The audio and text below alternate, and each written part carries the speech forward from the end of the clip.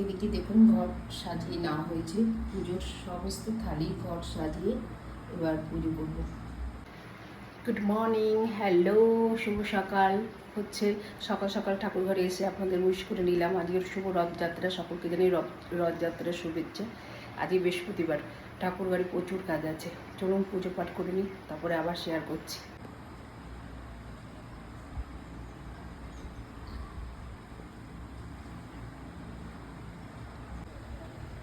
হর হর মহাদেব। ভোলে বাবাকে গুছিয়ে অভিষেক করে বসিয়ে দিয়েছি। মা দুর্গা রানীকেও দেওয়া হয়েছে, লক্ষ্মী মায়ের ঘট পাতা হয়ে গেছে। আমার পুজো কেমন লাগে একটুখানি কমেন্ট করে জানাবেন। পুজো পাঠ করে এবার কিচেন রুমে ঢুকে গেছি। চলুন কী কী হবে আজকে রান্না। অনেকটাই তৈরি করা আছে, তাও সকালবেলা টিফিনটা আপনাদের সাথে শেয়ার করি।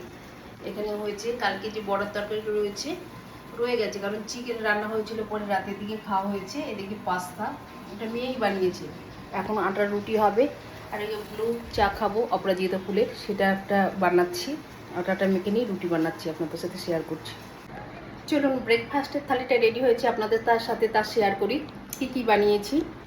আজকে এই বড় আলুর তরকারি কালকে ছিল, সেটা দেওয়া হয়েছে। হাতে গড়া রুটিটা বানালাম। এটা হচ্ছে আম, কলা, 1 গ্লাস জল, আর হচ্ছে অপরাজিতা ফুলের চা লেবু দিয়ে। এটাই হচ্ছে আজকে ব্রেকফাস্ট। কেমন লাগলো তা কমেন্ট করে জানাবেন। আবার নতুন কোনো রিল ভিডিওর সাথে আপনাদের সাথে দেখা হবে। আজকে এখানে রাখছি, বাই। কিন্তু কমেন্ট করতে ভুলবেন না, একটা কমেন্ট হচ্ছে উৎসাহ। আমি আবার নতুন করে রিল ভিডিও করতে উৎসাহ পাবো। ঠিক আছে, আজকে এখানে রাখি, বাই, ভালো থাকবেন।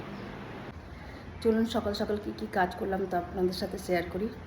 আর্লি মর্নিংয়ে উঠে বাসন মেজে পরিষ্কার করে সব গুছিয়ে জল তুলে ঠাকুরঘর পরিষ্কার করে রেখে দিয়েছি। এদিকে কিচেন রুম ওয়াশ হয়ে গেছে ভোরে উঠে, আর এদিকে জল টল তোলা হয়েছে।